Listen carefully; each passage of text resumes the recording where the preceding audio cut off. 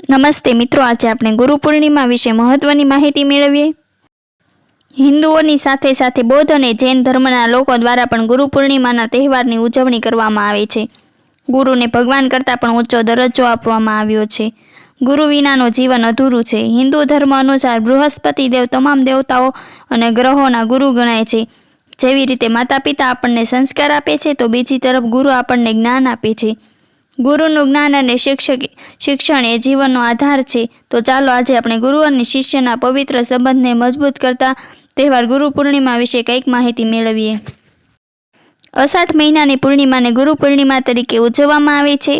ગુરુ પૂર્ણિમા એ ગુરુ અને શિષ્યના પવિત્ર સંબંધોને ઉજાગર કરતો તહેવાર છે. ગુરુની શિષ્ય પ્રત્યેની ઉદારતા, પ્રેમ, હૂંફ અને ગર્વ તેમજ શિષ્યના ગુરુ પ્રત્યેના આદર, માન અને નિષ્ઠાને અભિવ્યક્ત કરનારો તહેવાર છે. આ તહેવાર આપણા દેશના ખૂબ જ શ્રદ્ધા અને ભાવથી ઉજવવામાં આવે છે. આપણી સંસ્કૃતિમાં ગુરુને સૌથી શ્રેષ્ઠ સ્થાન આપવામાં આવે છે. પ્રાચીન સમયથી લઈને આજ સુધી ગુરુને હંમેશા શ્રેષ્ઠ દરજ્જો આપવામાં આવે છે.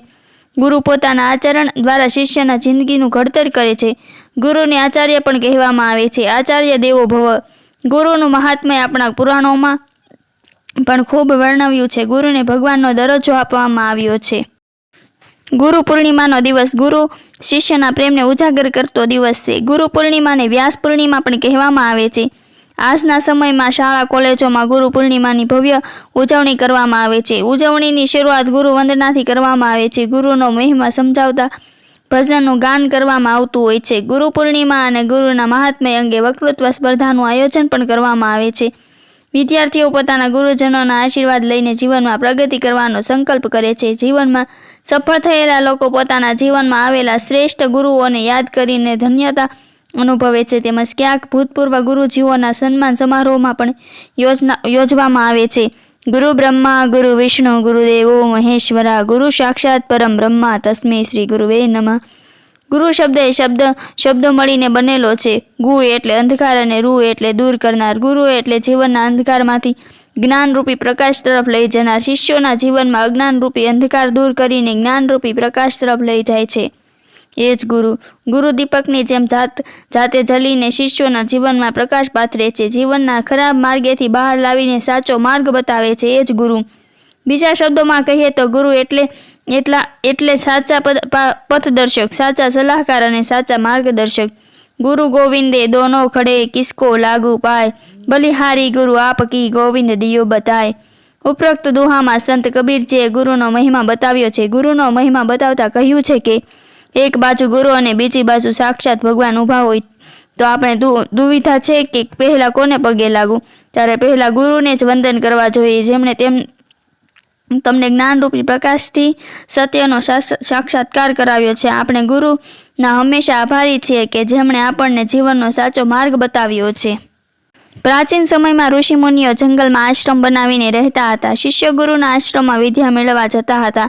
જીવનના શરૂઆતના 25 વર્ષ સુધી શિષ્યો ગુરુના આશ્રમમાં રહીને જ અભ્યાસ કરતા હતા. આસપાસના વિસ્તારોમાંથી ભિક્ષા માંગીને પોતાનું ગુજરાન ચલાવતા હોય છે. કોઈ લાકડા કાપી લાવતા તો કોઈ જીવન જરૂરી વસ્તુઓ અને ફળો એકત્ર કરીને લઈ આવતા હતા. ગુરુ પોતાના શિષ્યોને જીવન ઉપયોગી જ્ઞાન આપતા હતા. આ સમયે આશ્રમોમાં શાસ્ત્રોના અભ્યાસ સાથે સાથે શિષ્યોને ધનુર્વિદ્યા જેવું શસ્ત્ર વિદ્યાનું જ્ઞાન આપવામાં આવતું હતું. સાથે સાથે જીવન ઉપયોગી વિવિધ કળાઓમાં શિષ્યોને નિપુણ બનાવવામાં આવતા હતા. રોજિંદા જીવનમાં ઉપયોગી કાર્યોને પણ તાલીમ આપવામાં આવતી હતી. ગુરુ પૂર્ણિમાના દિવસે શિષ્યો ગુરુને પોતાની શક્તિ મુજબ ગુરુ દક્ષિણા આપતા હતા, જેમાં ફળો, ઔષધિઓ કે પોતાની મનગમતી વસ્તુ અપાતા પણ અચકાતા નહીં. પ્રાચીન સમયની ગુરુ શિષ્ય પરંપરાને યાદ કરીએ એટલે અનેક શિષ્યોને નામ આપણા માનસપટ પર ઉપસી આવે છે. ગુરુ ભક્ત એકલવ્યને આપણે કઈ રીતે ભૂલી શકીએ. એકલવ્ય ગુરુ દ્રોણાચાર્ય પાસે ધનુર્વિદ્યા શીખવા માટે ગયો હતો, પરંતુ પોતાની જાતિના લીધે દ્રોણાચાર્યએ તેને પોતાના આશ્રમમાં આવવા દીધો નહીં. આગળનાથી પણ તેની ગુરુ ભક્તિ ઓછી થઈ નહોતી. તેણે જંગલમાં ગુરુની પ્રતિમા બનાવીને જાતે ધનુર્વિદ્યા પ્રાપ્ત કરી હતી અને પારંગતતા મેળવી હતી. ધનુર્વિદ્યામાં અર્જુન કરતાં પણ પારંગત એકલવ્યની પ્રશંસા સાંભળી ગુરુ દ્રોણાચાર્ય એકલવ્ય પાસે પહોંચ્યા હતા. તેમણે ગુરુ દક્ષિણામાં એકલવ્યનો જમણા હાથનો અંગૂઠો માંગ્યો હતો, જેમણે તેને શિષ્ય તરીકે સ્વીકાર નહોતો કર્યો. એવા ગુરુ પ્રત્યે પણ એને અપાર આદર હતો. એક પણ ક્ષણ વિના વિચાર કર્યા વગર તેને પોતાના હાથનો અંગૂઠો કાપીને ગુરુ દક્ષિણામાં આપી દીધો હતો. નહીંતર અર્જુન કરતાં એકલવ્ય ઇતિહાસમાં એક મોટો બાણાવળી ગણાતો હોત. ગુરુ માટે કેટલો મહાન ત્યાગ કહેવાય. ગુરુ દક્ષિણા. સામાન્ય રીતે ગુરુ દક્ષિણાનો અર્થ ઇનામના અર્થમાં લેવામાં આવે છે, પરંતુ તેનો અર્થ વ્યાપક છે. બાળકના પ્રથમ ગુરુ એની જન્મદાતા માતાને માનવામાં આવે છે. એટલે જ કહેવામાં આવે છે કે એક માતા એ 100 શિક્ષકની ગરજ સારે છે. જીવનનો શરૂઆતનો સમય તે માતા પાસે જ વિતાવે છે અને એ સમયમાં ઘણું બધું શીખી લેતો હોય છે. બાળકના ઉછેર અને સંસ્કારોના સિંચનમાં માતાનું અનેરું સ્થાન રહેલું હોય છે. બાળપણમાં આપેલા સંસ્કારોની અસર તેના જીવનમાં હંમેશા રહેતી હોય છે.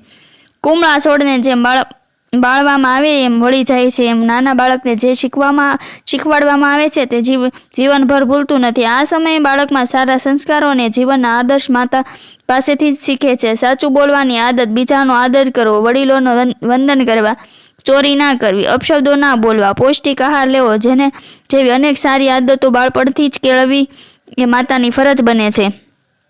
આજના સમયમાં શિક્ષક વ્યવસ્થા બદલાઈ છે. ગુરુનું સ્થાન શિક્ષકોએ લીધું છે અને પ્રાચીન આશ્રમોનું સ્થાન આજની શાળા કોલેજોએ લીધું છે.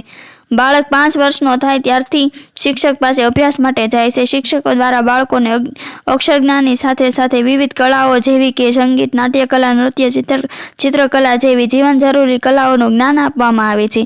બાળકોને અભ્યાસની સાથે સાથે શિસ્ત અને સારી ટેવો શીખવાડવામાં આવે છે. અભ્યાસના એકમોની સાથે સાથે મૂલ્ય શિક્ષણના પાઠો અને જીવનના આદર્શનું સિંચન કરવામાં આવે છે. બાળકોને પ્રકૃતિ પ્રેમી અને પ્રાણીઓ પ્રત્યે કરુણાના પાઠ શીખવવામાં આવે છે. વૈશ્વિક એકતા, વિશ્વ શાંતિ અને સ્ત્રી પુરુષ એકતાના પાઠો શીખવવામાં આવે છે. બાળકને પાયાના જ્ઞાનથી લઈને વિવિધ ટેકનિકલ અને અલગ અલગ શાખાઓનું જ્ઞાન આપવામાં આવે છે. એક ડૉક્ટર બીજો ડૉક્ટર તૈયાર નથી કરી શકતો. એક વકીલ બીજો વકીલ તૈયાર નથી કરી શકતો. એક એન્જિનિયર અને એક એન્જિનિયરને તૈયાર નથી કરી શકતો. પણ એક શિક્ષક જ છે જે આ બધાને તૈયાર કરી શકે છે. એટલે જ હંમેશા ગુરુ કે શિક્ષકનું સ્થાન સર્વશ્રેષ્ઠ છે અને હંમેશા રહેશે. ખરેખર આપણી સંસ્કૃતિમાં વર્ષોથી ગુરુનું સ્થાન સૌથી શ્રેષ્ઠ માનવામાં આવે છે. આપણે હંમેશા ગુરુનો આદર કરવો જોઈએ. સાચી ગુરુ દક્ષિણા એ જ છે કે તમે તમારા ગુરુ દ્વારા મેળવેલી વિદ્યા અને જ્ઞાનનો પ્રચાર કરો અને તેનો સાચો ઉપયોગ કરી સમાજ ઉપયોગી કાર્ય કરો. પ્રકૃતિ અને દેશની રક્ષા કરો. માનવ પ્રત્યે તેમજ પ્રકૃતિ પ્રત્યે કરુણાની ભાવના રાખો. ગુરુ દક્ષિણા, ગુરુ પ્રત્યે સન્માન અને સમર્પણ ભાવ બતાવો. આવી જ રસપ્રદ માહિતી મેળવવા માટે મારી ચેનલને લાઇક કરો, શેર કરો અને સબસ્ક્રાઈબ કરો. ફરી મળીશું આવી જ માહિતી સાથે.